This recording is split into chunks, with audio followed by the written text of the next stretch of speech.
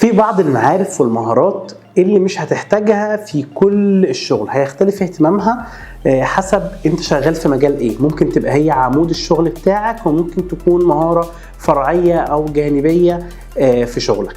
مثال على ده محركات الديزل. ممكن تكون شغال في مصنع، وانت شغال في المصنع الديزل انجن ممكن ما تحتكش معاه ابدا، ولكن لو انت شغال في معدات تقيله فانت هتلاقي ان ده صميم الشغل بتاعك.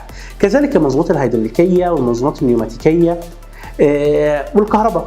صحيح ان انا بتبنى فكره ان الكهرباء حاليا جزء من الميكانيكا، وخاصه جزء الاوتوميشن لازم كمهندس ميكانيكي تبقى متمكن منه، ولكن انت ممكن في الشغل تلاقي نفسك مش محتاج انك تتعامل مع الكهرباء بالقدر الجامد اللي انا بتبناه يعني. كذلك برضو مجال زي التربو ماشينري او التبريد والافران، كل الاجزاء دي حسب انت مجالك ايه، مجال شغلك الفعلي، المصنع الحقيقي اللي انت شغال فيه، هيبدأ يبان اهمية الجزء ده ليك.